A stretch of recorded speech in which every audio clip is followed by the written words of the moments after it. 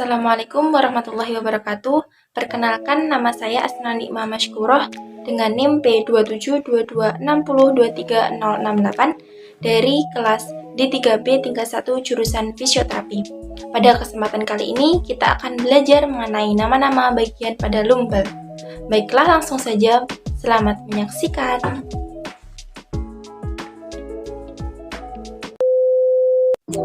Baiklah, langsung saja. Nama-nama bagian pada lumbal.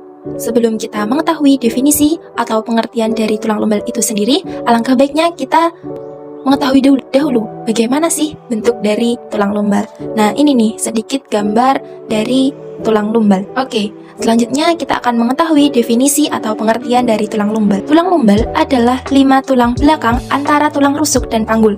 Mereka adalah segmen terbesar dari tulang belakang dan ditandai dengan tidak adanya foramen transversium dalam proses transversal karena hanya ditemukan di daerah serviks dan tidak adanya faset di sisi tubuh seperti yang hanya ditemukan di daerah torak. Tulang lumbal terdiri dari 5 yang dikenal sebagai L1 atau lumbal 1 sampai dengan L5 atau lumbal 5. Lumbal membantu menopang berat tubuh dan memungkinkan pergerakan.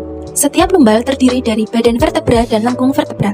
Lengkungan tulang belakang terdiri dari sepasang pedikel atau padikulus dan sepasang lamina. Tulang belakang foramen memiliki sedikit lengkungan ke dalam proses kurva lordotik. Foramen vertebra lumbal berbentuk seperti segitiga dan lebih besar dibanding vertebra toraks, tetapi lebih kecil dibanding dengan vertebra serviks. Selanjutnya, fungsi-fungsi dari tulang lumbal. Yang pertama adalah tulang belakang lumbal membantu menopang tubuh bagian atas, mendukung tubuh bagian atas untuk mendistribusikan berat badan. Kemudian menggerakkan tubuh, melindungi sumsum tulang belakang dan cauda equina, mengontrol gerakan kaki, memberikan stabilitas pada punggung dan tulang belakang, memungkinkan titik perlekatan bagi banyak otot dan ligamen. Nah, ini nih bagian-bagian pada tulang lumbal. Yang pertama adalah processus spinosus.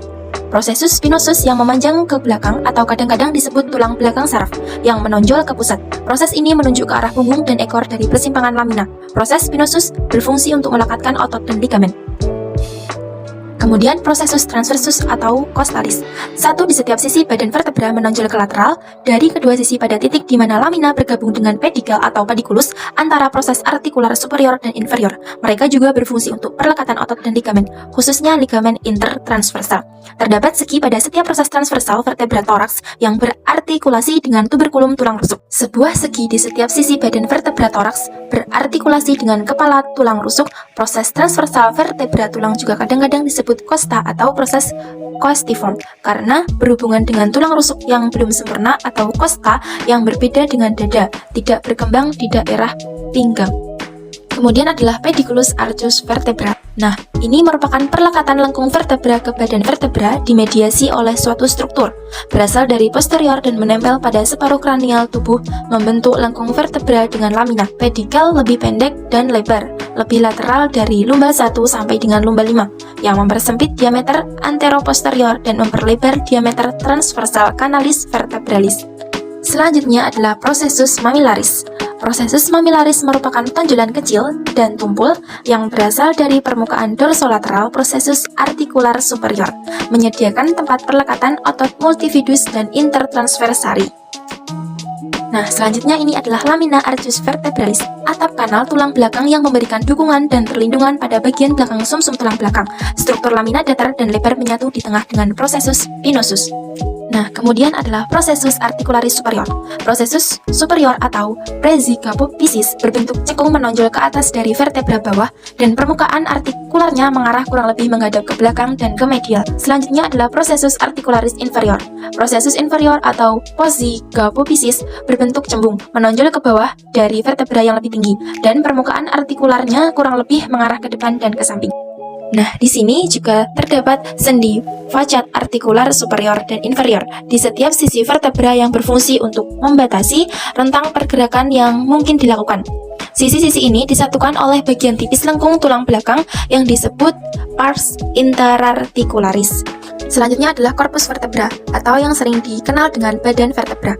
Badan vertebra pada lumbal berbentuk seperti ginjal, lebih besar dari sisi ke sisi dibanding dari depan ke belakang, dan sedikit lebih tebal di depan daripada di belakang. Bentuknya pipih atau sedikit cekung di bagian atas dan bawah, cekung di belakang dan sangat menyempit di bagian depan dan samping, terletak di bagian anterior.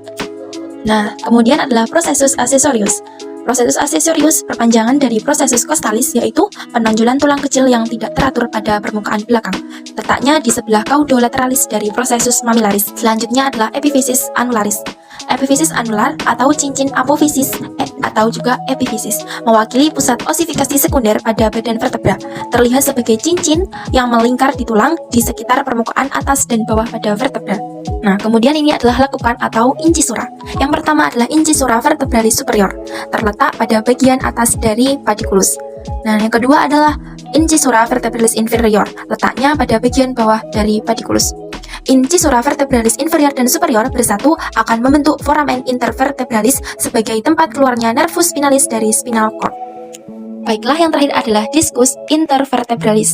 Di antara ruas tulang belakang satu dengan lainnya terdapat bantalan tulang atau yang disebut sebagai discus intervertebralis, yaitu suatu jaringan yang terdiri dari selaput pembungkus yang kuat yang disebut annulus fibrosus, dan isi atau intinya adalah jaringan berupa jeli yang lunak yang disebut nucleus pulposus. Discus intervertebralis adalah bantalan peredam kejut yang terletak di antara setiap tulang belakang. 5 cakram diposisikan di antara tulang belakang lumbal. Selain berfungsi sebagai peredam kejut, mereka membantu menopang berat badan dengan menahan beban yang turun ke tulang belakang dan memungkinkan pergerakan di antara setiap tulang belakang. Diskus di daerah pinggang kemungkinan besar mengalami degenerasi atau herniasi yang menyebabkan nyeri di punggung bagian bawah atau nyeri yang menjalar ke tungkai dan kaki. Bagian yang terakhir adalah daftar pustaka. Nah, di sini merupakan referensi atau sumber dari materi-materi yang telah saya paparkan. Baiklah, selesai sudah pemaparan materi dari saya mengenai nama-nama bagian pada lumbal. Semoga bermanfaat bagi kita semua ya. Dan jangan lupa untuk saling berbagi ilmu kepada orang lain supaya yang ilmu yang kita dapatkan bisa bermanfaat. Sekian dari saya, terima kasih telah menonton sampai akhir. Akhiran, wassalamualaikum warahmatullahi wabarakatuh.